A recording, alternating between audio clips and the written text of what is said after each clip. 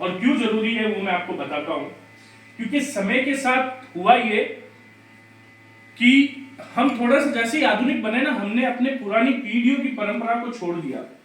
मैं जैसे बताया आपको, जोधपुर से आता हूं, मारवाड़ का क्षेत्र है और आप सभी लोग भी राजस्थान में हैं। हमारे यहाँ पे एक प्रचलन था कि जैसे ही सर्दी आती थी तो हमारे बूढ़े बुजुर्ग, आज से नहीं कम से कम 500 साल पुराने उसके प्रमाण है, कुछ बनाते थे या बनाते हैं। वो क्या है? लड्डू। किसके घर पे बन गए? खाने नहीं आऊंगा, हाथ खड़ा कर दीजिए। अच्छा, 3 हो गए ना, 1 2 3 और उनके हो गए। चलिए, न्यूट्रीजन मैन और वुमन कौन कौन लेता है? ठीक है, जिसने हाथ खड़े नहीं किए ना वो अपनी तैयारी पूरी रखिएगा। ठीक है, क्योंकि देखो एक तो लड्डू खा रहे हैं, वो अपना बचाव जैसे तैसे कर लेंगे, और जो न्यूट्रीजन मैन खा रहे हैं उनको हम ठीक कर देंगे, उनको वो न्यूट्रिशन दे देंगे जो उनके शरीर के लिए जरूरी है। जो नहीं खा रहे हैं उनको एक बात बताता हूं कि जो चीज हमने डिसाइड नहीं करी है या आरसीएम कोई नई चीज नहीं लाया है, ये प्रथा पहले से चली आ रही थी। उन बुजुर्ग जो पढ़े लिखे नहीं थे, जिनको इतना ज्ञान नहीं था किताबी, लेकिन इतना ज्ञान तो था कि इस शरीर के अंदर इतने सारे अंग हैं, इनको सुचारू रूप से चलाने के लिए साल में एक बार तो कम से कम इन 4 महीनों के लिए कुछ ऐसा खाया जाए कि 1 साल तक बॉडी रिचार्ज हो जाए। और जितनी भागदौड़ अब हुई है तो अब तो पूरे 12 महीने खाना है। अब 12 महीने क्यों खाना है? क्योंकि उनका जो खान पान था वो क्या था मैं आपको बताता हूं। उनका खान पान था घर का दूध दही मक्खन घी। उनका खान पान था अपने हाथ से पीसो हुई दालें। उनका खान पान जो था उसमें सब्जी बाहर से नहीं आती थी। आसपास में जो सब्जी हो रही है तो ठीक है, नहीं हो रही है तो जाने दो, कुछ भी नहीं था। तो वो स्वस्थ रहते थे, 100 साल जीते थे, 120 साल जीते थे, सब कुछ करते थे। आप और मैं, उनकी हालत ऐसी नहीं है कि वो ये सब कुछ कर पाए।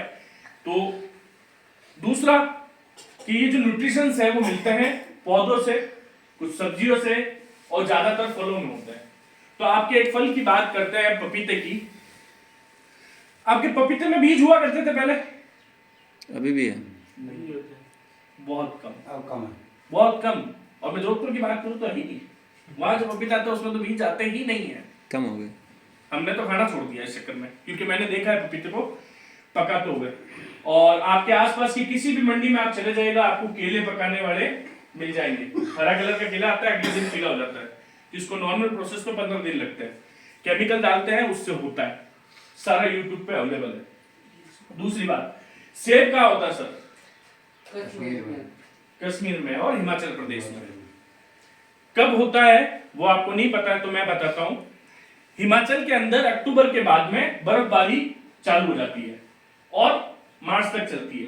तो जो भी सेब तोड़ना होता है वो सेब तोड़ा जाता है जून और जुलाई में। राजस्थान से बहुत सारे मजदूर जाते हैं, जून और जुलाई में वो सेब तोड़ लिया जाता है और वो सेब तोड़ने के बाद में कोल्ड स्टोरेज में रख दिया जाता है। कोल्ड स्टोरेज सालों से चला आ रहा है, उसमें कोई समस्या नहीं है।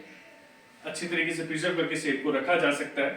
कुछ पर्टिकुलर प्रिकॉशंस रखने होते हैं, सेब खराब नहीं होता, उसकी न्यूट्रिशन वैल्यू बनी रहती है।